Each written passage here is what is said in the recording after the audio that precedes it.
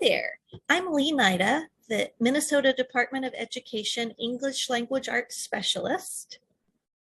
I'm Jake Senchins, Education Services Director at the Northwest Service Cooperative. I'm Maria Erlandson from the Regional Centers of Excellence. And I'm Julie Novak from the Regional Centers of Excellence. Thank you for watching this webinar to better understand the 2020 ELA reading standards.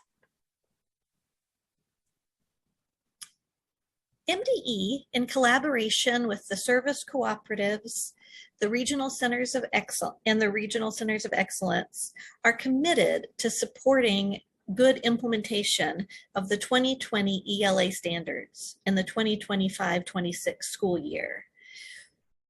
To help with the implementation, we are committed to recording webinars that will be posted on the ELA Implementation Support webpage. This is one of those webinars. This webinar focuses on the learning progressions that you will see in the 2020 ELA standards. This slide shows our stages in the implementation timeline. In the first two stages, going through the beginning of 2024, we hope to put out 10 of these recorded webinars. The first set has already included foundational reading standards and shifts in the standards. This is the third webinar. As you may know, Minnesota is committed to equity. The Minnesota Department of Education believes that identifying and supporting the learning progressions from grade level to grade level in the standards supports the implementation of standards and will help all students be exposed to and have the opportunity to show mastery of the benchmarks at each grade level. The topics we're going to discuss in this webinar are the relationship of a standard to a benchmark. We'll talk about what is a learning progression. We'll look briefly at learning progressions support available on the MDE standards portal. We'll talk about focusing on benchmarks and benchmark progressions, planning for mastery of grade level benchmarks, addressing critical skills, including decoding skills, and aligning classroom assessment to benchmarks.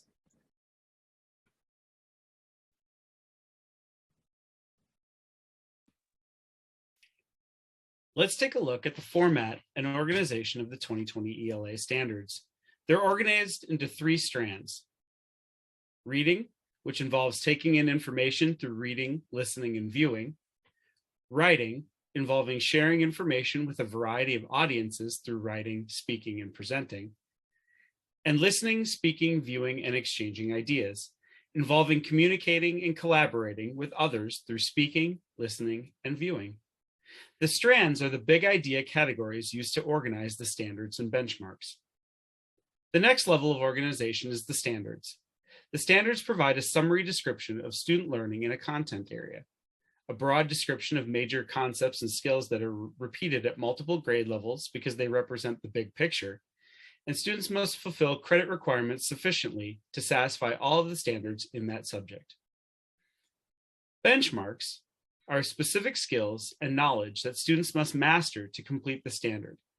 Benchmarks are often the basis for learning targets or essential learning outcomes for students.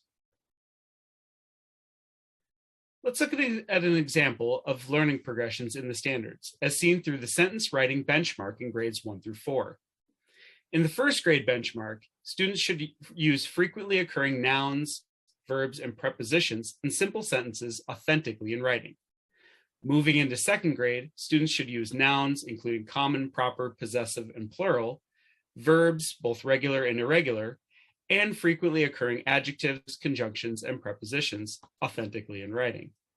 By third grade, the benchmark adds the use of pronouns, including reflexive pronouns and male, female, and non-binary gender pronouns in simple and compound sentences. And in fourth grade, students should demonstrate subject, verb, and pronoun antecedent agreement in simple, compound, and complex sentences authentically in writing. What are the benefits of understanding the progressions of learning? The MDE Standards Portal further details the benefits of understanding the progressions of learning. Some benefits include educators being able to identify steps in learning not explicitly articulated in the standards and benchmarks. And educators can also consider criteria for creating or adjusting educational opportunities presented through the curriculum to ensure appropriate levels of rigor and performance.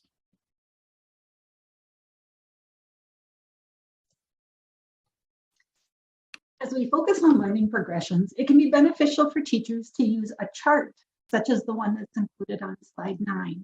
When focusing on an individual benchmark, we suggest looking at the standard and benchmark for the grade below and above grade level and do the following. Look at the standard language.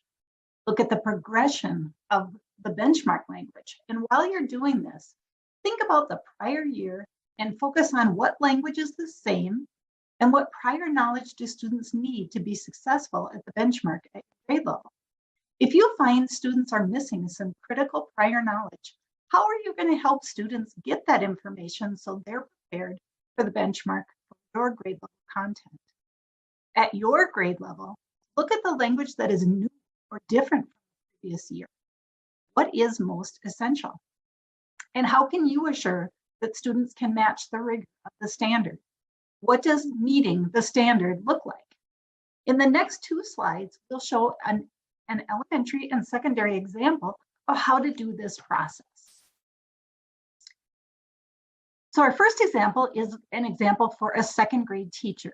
You can see that we're focusing on the media literacy standard, which is supporting writing with evidence of sources, correctly citing those sources, and demonstrating an understanding of the rights and obligations of using intellectual property. Note, the standard language is the same in all grades. Next, we move to benchmark. In the second column, you'll see the 1st grade benchmark related to the standard, which is identify which words belong to an author and which words are students' own. This should be the prior knowledge that students have when they enter 2nd grade. Before moving into grade level content, it's important to check to be sure students have that necessary prior knowledge. If not, do a quick review so that students have what they need to be successful at their grade level content. The 3rd level column contains the grade level benchmark. Here we see the new language has been added to build upon what students learned in 1st grade. This year, a 2nd grade teacher will teach students how to demonstrate a basic understanding of and respect for the rights and obligations of using and sharing intellectual property and avoiding plagiarism. These are new terms and concepts for students to be introduced to this year. In the last column, you will see that where this benchmark will lead to in the next grade level. In 3rd grade, they will need to use what was learned about authors' words, intellectual property, and plagiarism to cite sources on a topic. Our next slide is a secondary example of the same process. In this example, we are looking at the media literacy standards, and you might notice it's the same standard language as was noted at the elementary level. We're just continuing to look at this standard, look at how this standard progresses by benchmarks through the grades.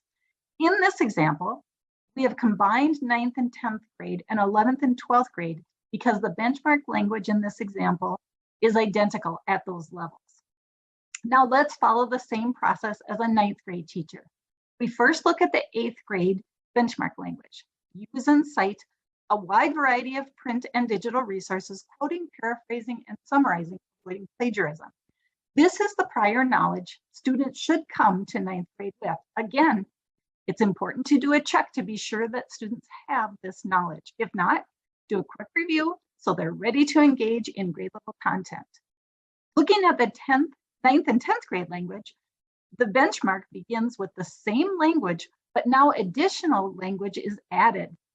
And the following guidelines in a in a style manual appropriate for the discipline and purpose with guidance. So that is the new content to be focused on for 9th and 10th grade.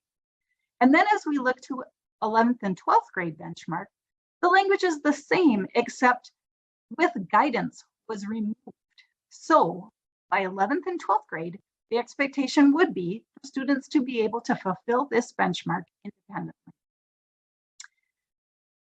To sum up, as we look at this process, it has yielded instructional changes in the classroom, and it puts the grade level rigor into the instruction. We start again by analyzing the grade level content, doing a quick pre-check for that critical skills and knowledge that students need in order to master their grade level content.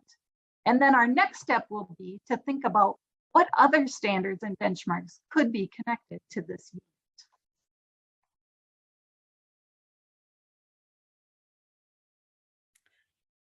The question of what if students don't have critical skills is one that educators wrestle with regularly. If students are missing critical skills from a prior grade level, how do I teach with rigor at the current grade level? This truly varies depending on what skills are missing. Are they missing foundational skills such as decoding or fluency? Or are they missing prior grade level comprehension skills, for example? These are addressed differently. We'll offer some questions to consider for a couple different common scenarios. To begin with, I would like to ask you to think about a time when you sat down at a table at a restaurant and it was wobbly. What'd you do? Depending on how bad the wobble and what your purpose for sitting at the table was, you addressed it differently. If you were sitting down to eat and it was so wobbly it was a nuisance, you may have folded up some napkins and stuck it under the offending leg. You may have moved tables if that was an option. My guess is you didn't take the tabletop off, replace the leg, and then order food. Your goal was to stabilize the table enough to make your dining experience more comfortable.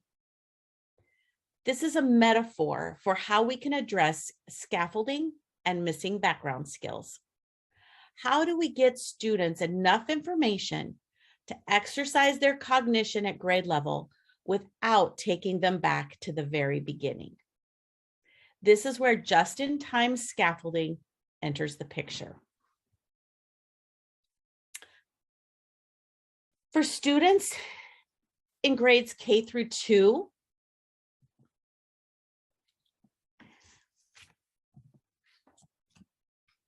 foundational skills such as phonemic awareness, phonics, or word recognition can be addressed in small groups during Tier 1 instruction.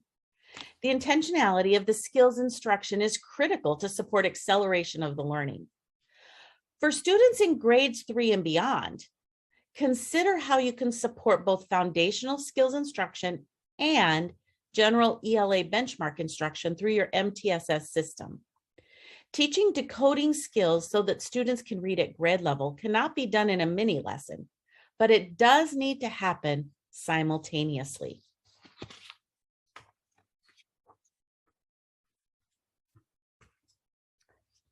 I would encourage you to think about the purpose of scaffolding. It is intentionally placed to support what needs to be done next. It allows the people doing the work to reach where they need to be in the moment. So as you're planning and you're gathering data from the pre-check, what critical skills are missing connected to the current benchmark focus? And what support would best equip the students to access the current learning? Scaffold grade level just in time so that the skills are there in place to do what needs to be accomplished in the current unit.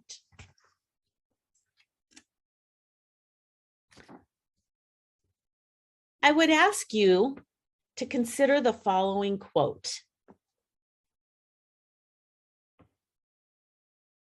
When you scaffold a lesson, you're lifting the cognitive load out of the lesson so that students can get to the goal of the lesson.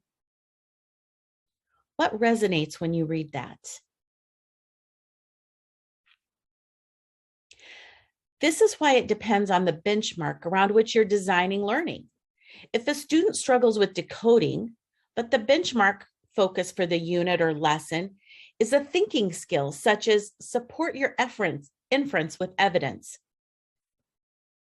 Students can have access to the text without having to decode. How might you do that? Yes, eventually students need to be able to both support their inference and decode the grade level text. However, we can support thinking or comprehension skills without having the decoding skills in place. I would encourage you to discuss with your colleagues this question. How many different options do we have to scaffold the targeted benchmark? What would work best for this student when we consider this student's assets?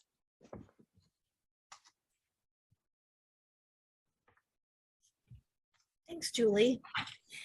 An example we want to give of the importance of scaffolding up to grade level content is shown here on the screen.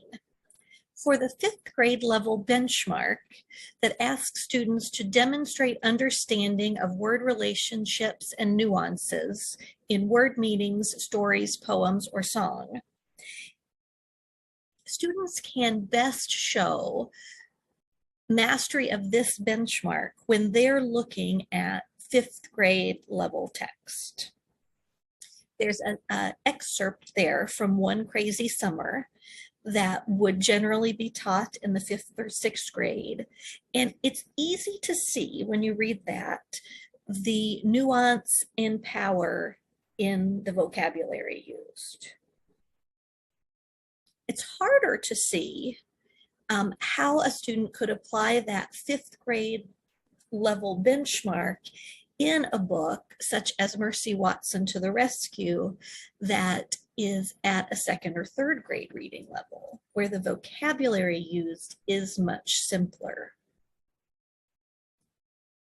Both texts would allow the student to do this work, but the grade level text provides the rigor that aligns to the grade level benchmark. A key component to meeting the specific needs of students is for educators to have a clear understanding of student learning in order to plan for instruction and teach benchmark concepts to mastery. The intentional use of assessments to inform instruction and the design and alignment of our assessment system is a critical piece of supporting students in their learning. Some questions we should use to guide our assessment use are, how does an assessment system support students in their learning? How will the data from assessments inform instruction? Are the assessments aligned to the grade level benchmarks? Are all questions meeting the rigor of the grade level benchmarks? And how will professional learning and coaching supports be aligned to assessment results? More information on student learning assessment can be found at MDE Testing 123, the link in the lower right-hand corner of the slide. Thanks, Jake. A good place to look for information on implementation of the 2020 ELA standards is the MDE Standards Implementation page. If you have not yet bookmarked this page, I would suggest that you do so, as new resources will be posted there throughout the years leading up to full implementation in 2025-26.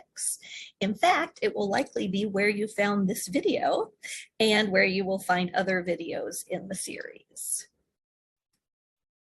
We have made a slide with a couple of additional resources that you might find helpful to support your thinking through scaffolding up to grade level content. I want to thank you for watching this video and to very much thank Maria, Jake, and Julie for collaborating on this project. Please keep an eye out for additional 2020 ELA standards implementation support webinars and for additional supports that will come from your Minnesota service cooperatives.